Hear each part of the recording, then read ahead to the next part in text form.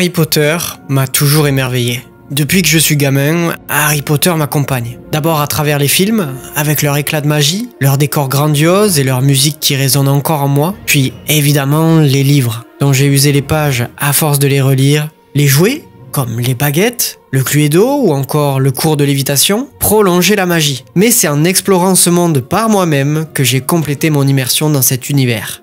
Et ça, c'est grâce aux jeux vidéo. Oui, les jeux, parce qu'il y en a pas mal quand même. Et sur quasi toutes les plateformes. Parce qu'il faut savoir que toutes les adaptations sont différentes sur chaque support. Enfin toutes, sur les 2 premiers jeux. Je m'explique. Harry Potter à l'école des sorciers et Harry Potter et la chambre des secrets possèdent 5 versions différentes. Une sur Game Boy Color, une sur Game Boy Advance, une sur PS1, une sur Play 2, Xbox, GameCube et finalement une sur PC. Là, ça ne vous surprend peut-être pas, mais faisons une comparaison simple. Prenons au hasard Disney Dinosaur, sorti en 2000. Il possède une version Game Boy Color, une version PC et PS2 qui sont identiques et une version PS1 qui a l'air à première vue de beaucoup ressembler aux deux autres, mais en moins beau. On a donc 2,5, mais disons 3 versions différentes du jeu. Les 2 jeux Harry Potter en ont 5. Et pourquoi ils en ont autant? Déjà car entre 2001 et 2002, il y a eu quelques jeux, très peu, qui se sont retrouvés à être adaptés sur Game Boy Color et Game Boy Advance, comme Disney Monster Inc., qui n'a rien à voir avec l'île de l'épouvante, que j'ai déjà traité sur la chaîne, mais qui a eu une adaptation Game Boy Color, Game Boy Advance et PS2. Donc là encore, 3 adaptations. Et je le rappelle, 5 pour Harry Potter. Les jeux Harry Potter sont des jeux d'action-aventure plateforme, mais qui ont des niveaux différents que la version PC, qui est aussi différente de la version PS1. La version Game Boy Advance, elle, est en vue isométrique et ne ressemble en aucun cas aux autres jeux. Mais pire, la version Game Boy Color. Ouais, car là, on est carrément sur du RPG. Un RPG Harry Potter. C'est trop bien. Oui.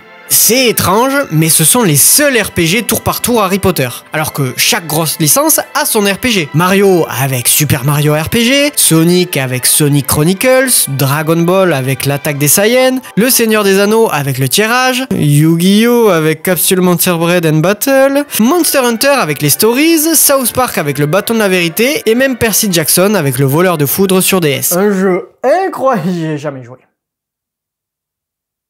Bon ben... Générique.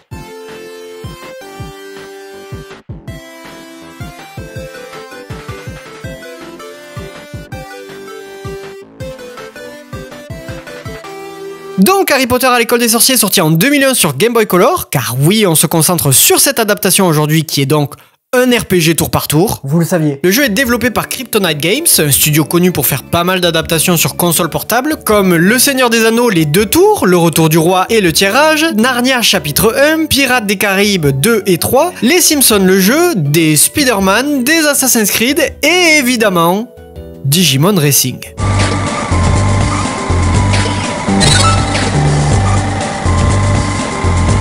Bon bref. Sinon, Kryptonite Games ont aussi fait les Sims permis de sortir et les Urban Sims in the City, que j'ai déjà traité sur la chaîne. 2 jeux que je trouve excellents, donc en somme, ils font des bons jeux. Enfin, je crois.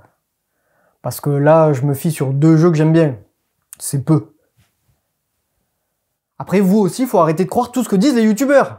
On connaît pas vos goûts, putain. Pourquoi je m'énerve? Alors, le jeu débute avec la lettre de Poudlard et enchaîne directement au chemin de traverse, où Hagrid envoie Harry chercher ses sous à Gringotts. Putain, ça perd pas de temps. Ouais, ça skip toute la partie où Harry est chez les Dursley, qu'on ne mentionne même pas, et on passe directement dans le monde magique avec les sorciers et les gobelins de Gringotts. Et techniquement, c'est pas bête. On peut pas faire grand chose d'intéressant avant. Disons qu'à la limite, ils auraient pu les mentionner. Mais franchement, c'est pas important. Donc je disais qu'on contrôle Harry qui se retrouve au chemin de traverse. Alors avant d'aller à Gringotts, Hagrid propose à Harry de faire un petit tour et de le rejoindre chez Ollivander. Et... C'est dégueulasse! Je suis évidemment de mauvaise foi. Je rappelle qu'on est sur Game Boy Color. Une console 8 bits qui pouvait pas réellement faire mieux. Oui, en vrai c'est pas mal. On reconnaît les persos et c'est tout ce qu'on demande. Bref, on récupère la baguette, on va chercher des mornilles... Une mornille. Sauf qu'évidemment, c'est pas si simple. On se fait péter la gueule par de nombreux ennemis. Enfin, si on marche sur des nuages bleus. Car oui, les ennemis apparaissent sous la forme de nuages bleus... brillants. Et bon, je pense qu'il faut que je vous parle du système de combat, qui, bien que simple, a tout de même quelques petits problèmes. Harry a, comme dans la plupart des RPG, des points de vie, étrangement appelés ici résistance, et des points de magie, rien de plus. rien de compliqué. Alors déjà, on possède seulement 4 choix, lancer des sorts, lancer une combinaison de cartes, utiliser un objet et prendre la fuite. Donc déjà oui, c'est peu, mais voyons maintenant les sorts qu'on possède. Flipendo, Vermilius, Verdimilius, Incendio et Wingardium Leviosa. Et on peut débloquer avec des quêtes secondaires Locomotor, Petrificus Totalus et Mucus ad nauseam. Bon, j'avoue que je me suis contenté des 4 premiers. Vous comprendrez pourquoi. La plupart des sorts possèdent 3 variantes, Uno, Duo et Tria, qui rendent le sort de plus en plus puissant. Seulement, on débloque ces améliorations en utilisant de nombreuses fois le sort. Ensuite, les combinaisons de cartes permettent d'utiliser certains effets particuliers, comme de la nausée, de la régénération, retirer un sort, se protéger ou encore dévier. Ce qui paraît plutôt intéressant à la base, mais me semble pourtant très limité. J'ai très peu utilisé ces effets tout au long de la partie, car il faut une combinaison de 3 cartes pour pouvoir les envoyer. Seulement, bien qu'il y ait pas mal de cartes, elles ne sont pas illimitées, donc en les utilisant, on finit par les perdre. Mais on reviendra sur les cartes plus tard. On a aussi des objets comme les antidotes, qui guérissent du poison, les potions Wiggenweld, qui redonnent 30 points de résistance, les potions Wiggenweld extra, qui en redonnent 100, et les pimentines, qui redonnent des points de magie. Bref, il existe d'autres objets, tels que les ballons de gomme, les pâtes à citrouille ou les choco-grenouilles, mais vous avez l'idée. On a aussi la fuite comme la plupart des RPG du même genre, et là aussi on peut se faire bloquer de temps en temps. Et tout le temps contre les boss. A priori c'est pas si mal, et ça paraît suffisant pour s'amuser. Et pourtant... Harry est le seul perso jouable, donc on fait du 1v1, du 1v2 et même du 1v3 tout au long du jeu, ce qui réduit pas mal le côté stratégique qu'on peut avoir quand un perso s'occupe d'attaquer, l'autre de défendre et le dernier de soigner. Ça, on oublie. Donc là, on se contente d'Harry, mais en plus tous les sorts ne touchent qu'un seul ennemi. Enfin, pour être plus exact, il y a 2 sorts qui en touchent plusieurs, le Flipendo Tria et le Petrificus Totalus. J'avais aucun des 2 sorts. Ensuite, c'est à nous de deviner par nous-mêmes quel sort sera le plus efficace sur l'ennemi, et ça, on le découvre en essayant tous les sorts. Pas chaque variante, mais vous avez compris. Car sinon, les autres sorts font un seul point de dégâts. Mais le problème là-dedans, c'est qu'on a très peu de points de magie. Oui, c'est chiant. On est constamment en rate de PM, donc quand on teste les sorts, au moment où on trouve le bon, ben, on en a plus. C'est bien pensé. On gagne évidemment des points d'expérience et des mornilles. Une mornille. Et de temps en temps des objets. Et très souvent des cartes de sorciers et sorcières célèbres. Les mêmes cartes qui nous permettent de lancer des combinaisons pour faire des effets en plein combat. Je vous prends un peu pour des cons là, non? Bref, Harry possède des points de force, de défense, d'agilité, de force magique et de défense magique. Et...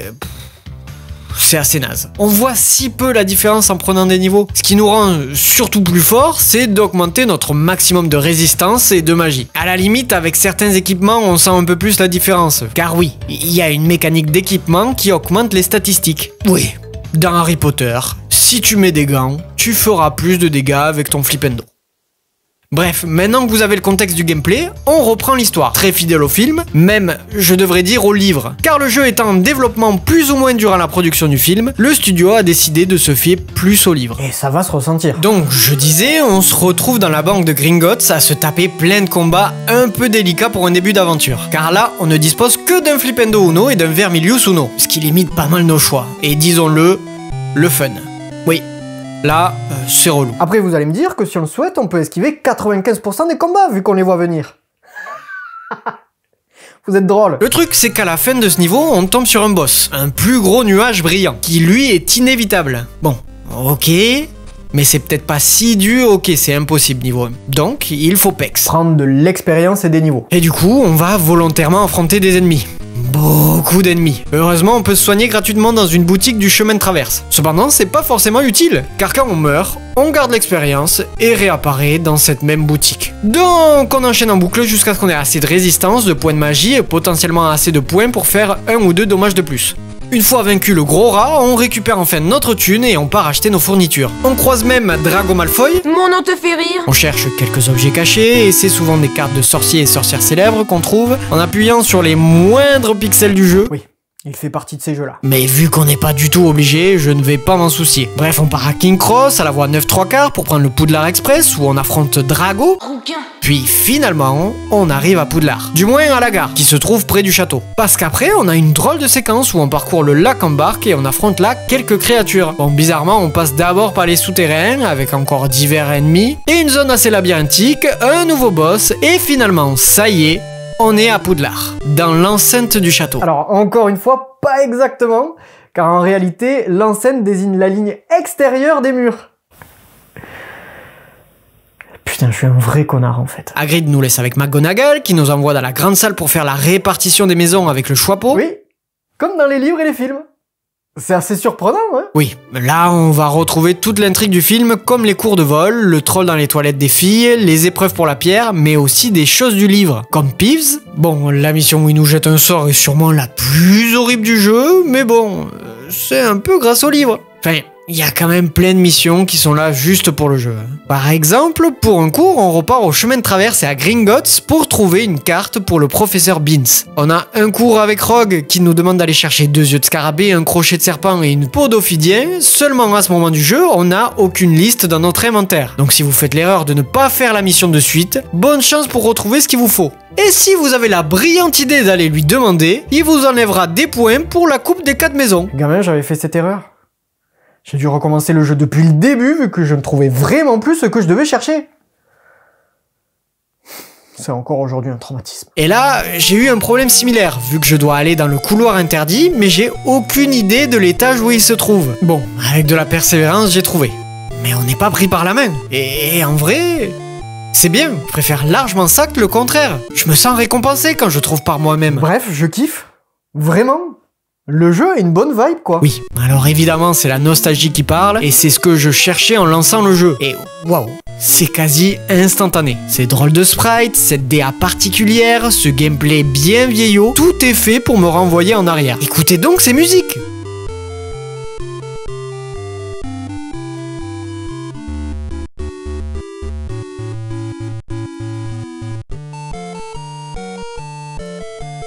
C'est pas super beau, bien que 2-3 sortent du lot, c'est très répétitif, mais ça a l'aura des jeux début année 2000. Et vous comprenez ce que je veux dire si vous l'avez déjà vécu. D'ailleurs, c'est pas forcément des meilleurs jeux, ou mieux avant. C'est même pas ça la question. Là, le but, c'est de retrouver des souvenirs et l'ambiance de cette époque. Et ça marche. Harry Potter 1 sur Game Boy Color arrive à faire ça, même s'il a plusieurs textes et dialogues mal traduits, et que ça rend Harry beaucoup trop à l'aise ou désagréable.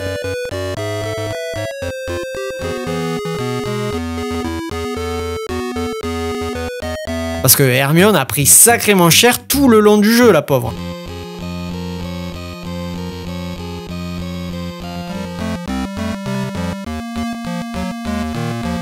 On a quand même un passage où ils disent « Il bloque le corridor ». Après, ça, j'avoue, ça me fait rire. Mais évidemment, ce n'est pas pour autant qu'il n'y a pas d'énormes défauts. La simplicité du gameplay et le besoin de pex constamment est vraiment pas agréable et rendent le jeu très répétitif. D'autant plus qu'on passe notre temps à faire des allers-retours. Ah, et le passage en balai où il faut attraper la clé rouillée est affreux. On se prend forcément 10 000 clés vu qu'on joue avec ça comme touche. Donc niveau précision, on repassera. Et chaque contact avec une clé nous fait redescendre et nous paralyse une bonne seconde. Ah, et le jeu du Simon avec le professeur Flitwick, où on doit refaire les mêmes gestes, est affreux. J'ai dû le faire 10 fois tellement il était dur et non, j'avoue, c'est moi qui suis très nul à ça. Le combat final aussi est terriblement difficile. Et j'ai réellement dû prendre des niveaux pendant 1 heure avant d'être assez puissant pour vaincre Voldemort. Et ça, c'est pas un défaut, c'est juste pas mal dur. Pour un gamin, c'est quasiment infaisable un tel combat. Mais je dois dire être surpris car une fois vaincu, une fois le jeu terminé, la coupe des 4 maisons remportée, on peut relancer le jeu. Oui, on peut reprendre au chemin de traverse avec ses niveaux et ses mornilles. Oh, une mornille. Oui, un vrai New Game Plus. Je dois avouer que comme ça m'intéresse pas trop, mais ça doit être sympa de le refaire en marchant sur le jeu. Déjà pour le 100%, ça le rend plus accessible. Bien que je souhaite bonne chance à celui qui récupérera toutes les cartes de sorciers et sorcières célèbres. Mais voilà, le jeu est fini et j'ai passé globalement un bon moment. Mais je me pose forcément une question. Que vaut sa suite? Donc Harry Potter et la Chambre des Secrets, sorti en 2002 sur Game Boy Color et toujours développé par Kryptonite Games, fait suite au premier volet de la licence. Le jeu débute cette fois-ci chez les Dursley et on reconnaît directement le style et les sprites du jeu précédent. Mais pourtant, bien que pas évidente, l'évolution est bien visible. Même sur l'animation. Là par exemple avec Dobby. Franchement, elle est très efficace. Tout comme l'adaptation en elle-même. Là un peu plus proche du film que la précédente. Et pas mal de sprites des personnages ont reçu des belles mises à jour. Et certains nouveaux font ce qu'ils peuvent. Ça c'est dégueulasse. Par contre, là où c'est flagrant, c'est au niveau du gameplay. Oui, tout ce qui était plutôt moyen et potentiellement ennuyeux a été amélioré dans cet opus. Déjà, l'interface est carrément plus jolie et claire. La première était affreuse pour trouver un sort. Là, on se trompe plus en allant un peu vite. Vous remarquerez aussi qu'on a un nouveau choix d'action.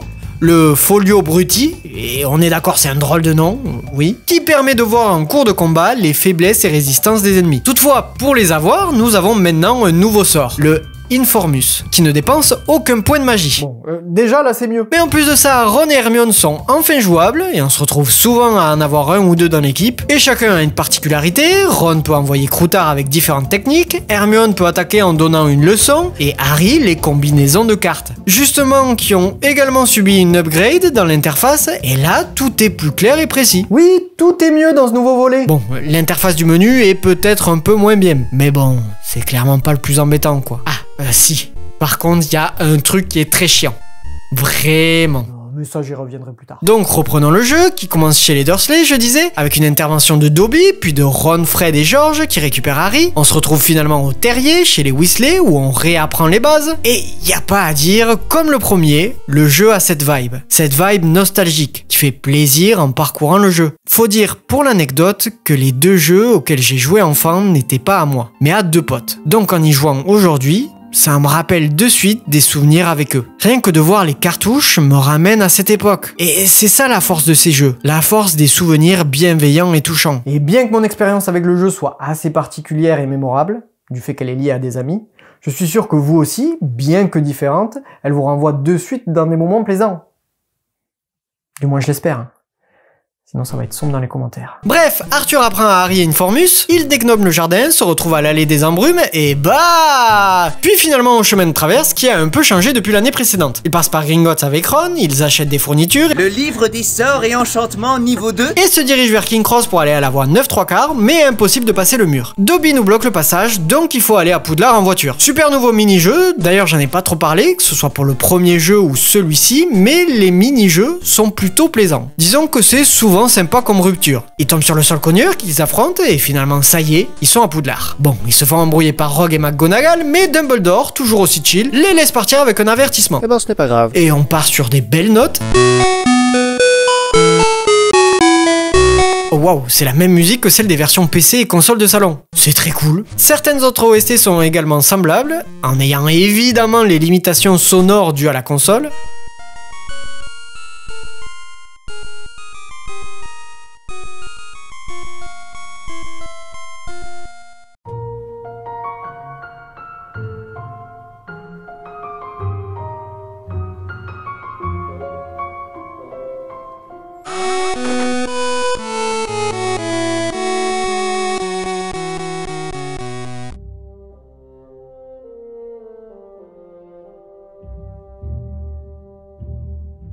Bref, on peut remarquer que désormais il y a une espèce de boîte, ou plutôt de meuble, qui permet de regarder le plan de Poudlard, et de chaque étage, et où est le 7e étage? Pourquoi le hall n'est pas le rez-de-chaussée? Bon, à première vue, ce n'est pas si grave, ce petit décalage. Mais bordel que ça m'a rendu fou!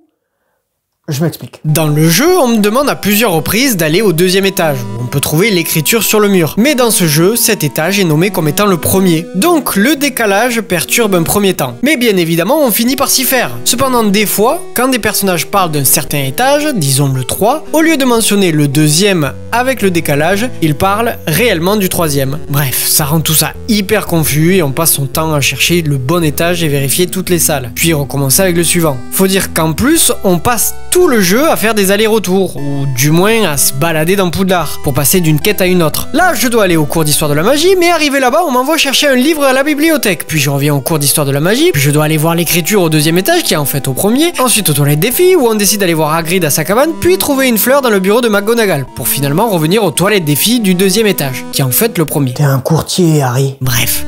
À part ça, le jeu est super cool. Il suit vraiment bien l'histoire. Même la fête d'anniversaire de la mort de Nick quasi sans tête. D'ailleurs, on y fait un bowling quelque peu morbide, mais très fun. On passe par le Quidditch plutôt dangereux, les menaces de meurtre, puis l'attaque d'un professeur, d'une araignée géante et d'un basilic. La vache! C'est normal d'autant risquer sa vie à 12 ans ou pas? On se transforme en Crabbe et Goyle, on utilise la cape d'invisibilité et évidemment on affronte des centaines et des centaines d'ennemis. Là aussi, il faut quand même énormément pexer. Enfin, prendre des niveaux quoi. Pour le boss final, le basilic, on n'utilise même pas de sorts, donc tous les sorts appris jusqu'à présent servent à rien. Là, on se bat avec l'épée de Godric Gryffondor. Mais problème, je me fais péter la gueule à de nombreuses reprises. Donc seule solution, prendre des niveaux pour avoir plus de vie et mieux encaisser les coups. Donc c'est ce que j'ai fait. 1 heure de farming. Mais finalement, Je suis arrivé à bout du serpent et j'ai gagné le jeu. On libère Dobby, c'est la fête, et c'est fini. Et oui, je maintiens, c'est très cool. L'ambiance, le côté RPG, les quêtes, la liberté, car oui, c'est un point important que j'ai pas abordé, mais se balader dans Poudlard comme on le souhaite, c'est déjà un énorme plaisir. Et c'est accentué avec la trame du deuxième film. Puis, le jeu est quand même très complet. Il a aussi un New Game Plus qui permet de refaire l'aventure en gardant ses niveaux et ses mornilles. Oh, une mornille. Car, encore une fois, si on le souhaite, on peut collecter toutes les cartes de sorciers et sorcières célèbres. Mais je vous ai déjà dit que ça m'intéressait pas. Comme le fait de faire soi-même ses potions. Oui, c'est tout un pan du jeu que je n'ai pas testé, vu que je trouve ça moins fun. Mais c'est ça qui est assez ouf. On peut faire le jeu comme on veut. On peut très bien se passer de ça. Les deux jeux retracent très bien les deux premiers livres et films, et le deuxième est d'autant plus plaisant qu'il corrige la plupart des défauts de son aîné. Seulement, je vous ai menti, ces deux jeux-là ne sont pas les seuls RPG tour par tour de la licence. Oui. En réalité, il y en a un troisième. Harry Potter et le prisonnier d'Azkaban sur Game Boy Advance. Alors c'est bizarre, vous allez me dire. Les deux premiers étaient des jeux d'action-aventure, voire platformer. Donc pourquoi cet opus-là ne l'est plus? Déjà, faut savoir que Kryptonite Games, qui a fait les deux opus sur Game Boy Color, a aussi fait les deux jeux sur Game Boy Advance. Et pour ce troisième opus, au lieu de faire deux versions différentes, ils en ont fait une seule. Déjà parce que la Game Boy Color était morte en 2004, Mais aussi pour assembler les deux qualités des deux itérations. mais surtout parce qu'elle était morte. De ce fait, Harry Potter 3 sur GBA est une sorte d'action RPG. On y retrouve certaines phases de platformer, tout en ayant des combats en tour par tour. Mais aujourd'hui, on s'occupait des jeux Game Boy Color. Donc on n'en parlera pas. Je terminerai sur le fait que ces jeux sont vraiment ancrés dans leur époque. C'est d'ailleurs pour ça que je les aime, mais c'est peut-être aussi pour ça que vous les détesterez. Je pense qu'ils font partie des jeux qu'on apprécie par nostalgie, ou parce qu'on aime ce genre de jeu rétro qui respire les années 2000. Une période remplie de magie, de jouets étranges et de films envoûtants, qui ont probablement forgé l'homme que je suis aujourd'hui. Soit un homme de 1m63 qui adore les jeux vidéo, regarder des animés et lire des mangas. Un vrai alpha en somme. D'ailleurs, pour aider l'alpha, n'hésitez pas à vous abonner, à suivre mes réseaux, tout est dans la bio, et pourquoi pas m'aider sur Patreon. Une ou deux mornilles, pas plus. Sinon, flippendo.